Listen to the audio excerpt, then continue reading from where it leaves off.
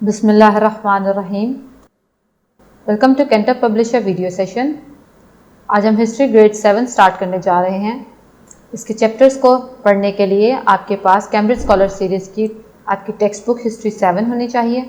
आपका summer pack आपके पास होना चाहिए और उसके साथ हमारा रिसोर्स पैक हमारे प्रिंसिपल, टीचर और पेरेंट्स के लिए है। आप हमारा रिसोर्स पैक हमारी कैंटअप की वेबसाइट से इजीली डाउनलोड कर सकते हैं। आज हम हिस्ट्री ग्रेड 7 का चैप्टर 2 स्टार्ट करने जा रहे हैं। हमारा आज चैप्टर है मुगल एम्पायर कंसोलिडेशन और हमारा पहला एस्सेलो है discuss Akbar's role in the imperial expansion and consolidation of Mughal empire. हम अपने इस एस्सेलो में डिस्कस करेंगे कि अकबर ने किस तरह से मुगल एम्पायर को मुस्तहकम बनाने में और साथ साथ उसको वसी करने में, एक्सपेंड करने में अपना किरदार अदा किया। सबसे पहले हम अकबर का एक इंट्रोडक्शन देखते हैं। Jalaluddin Mohammad Akbar was also known as Akbar the great. Jalaluddin Mohammad Akbar को अकबर आज़म के नाम से भी जाना जाता है या उस लक़ब से भी जाना जाता है। Jalaluddin Mohammad Akbar was born in November 1542 at Umarkot. Bairam Khan was appointed as a tutor of Akbar. He was 13 years old when his father Nasiruddin Humayun died. Bayram Khan trained him and made him much capable that he became a powerful ruler. He was ascended to the throne on 14 February 1556. Akbar was the most powerful ruler. He secured the foundation of Mughal Empire and expanded his sultanate. He ruled for 50 years. Akbar आज़म के वालिद की या हुमायूं की वफ़ात के बाद अकबर आज़म ने 13 साल की उम्र में हिंदुस्तान का तख्त संभाला। ऐसे में वो जबकि बिल्कुल भी हिंदुस्तान के बारे में या अपनी हुकूमत या रियासत को संभालने के बारे में बिल्कुल नाअहल था, तो ऐसे में उसके उस्ताद बैराम खान ने ना सिर्फ उसे ट्रेन किया बल्कि उसको इस काबिल बनाया कि वो इस तख्त पर बैठे और साथ साथ हिंदुस्तान की हुकूमत को मुस्तहकम भी करे और अपनी सल्तनत को वसी और अरीज़ करे। इसके बाद देखते हैं इसकी imperial expansion and consolidation of Mughal empire. Akbar was 13 when he compelled to ascend the throne.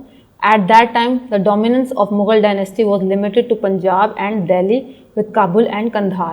ये देखें आप अपने पास मैप में, जब हिंदुस्तान का तख्त अकबर ने संभाला तो उस वक्त उसके पास कौन से इलाके हुकूमत में थे। यहाँ पे ये पर्पल एरिया जो आपके पास है, ये वाला एरिया, ये उस वक्त वो एरिया था जो मुग़ल सल्तनत के अंडर था और ये बाबर से लेके हुमायूं तक इस एरिया को मुग़ल रूलर्स ने चलाया।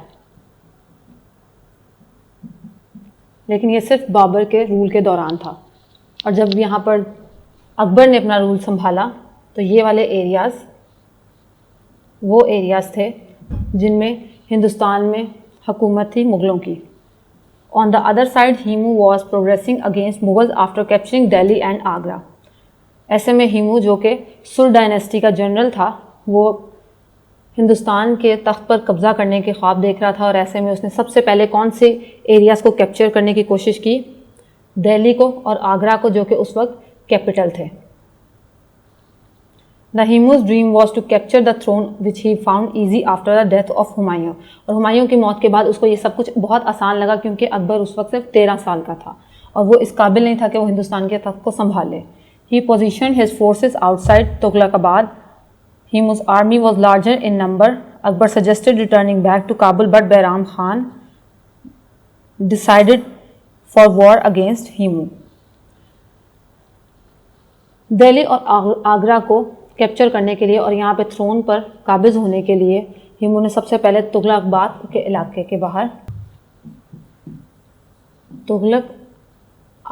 इलाके के बाहर अपनी आर्मी को उसने तैनात किया और ऐसे में अकबर ने सोचा कि बजाय इनके साथ लड़ने के वापस अपने इलाके काबुल चले जाना चाहिए। लेकिन बैराम खान जो कि उसका ट्यूटर था और उसके साथ उसकी आर्मी को भी देख रहा था, उसने उसको इस वॉर के लिए उसको हिमू के खिलाफ जंग लड़ने के लिए उकसाया और उसमें उसकी मदद की।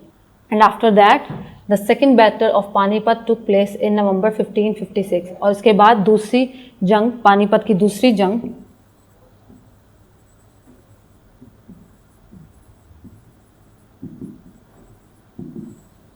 लड़ी गई किसके दरमियान? हिमू और अकबर के दरमियान पानीपत की दूसरी जंग हुई। The army of Hemu was giving tough time to Akbar soldier. Hemu की आर्मी बहुत ज़्यादा स्ट्रॉन्ग थी and the Himu was about to win when suddenly an arrow struck in his eye. He fainted and fell down. और वो लोग ये जंग जीतने ही वाले थे जब अचानक हिमू की आंख में एक तीर लगा और इसकी वजह से वो बेहोश हो गया और उसकी जो आर्मी थी got panicked. The Mughal soldier took benefit of the situation and got victory. और उसकी जो आर्मी थी वो इस सारी सिचुएशन से घबरा गई, परेशान हो गई और मुगलों को मौका मिला और उन्होंने ये जंग जीत ली. Himu became the hurdle in the way of Akbar, but after this victory he took hold of his empire completely and struggled for the imperial expansion. इस जंग को जीतने के बाद अकबर ने अपने सल्तनत को मज़ीद वसी करने की तरफ उसने कोशिशें की. In very early period, Akbar captured Delhi, Agra, Ajmer, Gwalior and Jaunpur. ये तमाम वो इलाके हैं जिसको उसने बहुत ही कम अरसे में फतह किया. Then he defeated बाज बहादुर, the ruler of मालवा. और इसके बाद उसने जो मालवा में उस टाइम हुक्मरान था बाज बहादुर, उसको शिकस्त देते हुए मालवा का इलाका भी 1561 में फतह कर लिया. After this Akbar pay attention towards Gondwana in central province which was Rajput state. और उसके बाद उसका अगला टारगेट क्या था?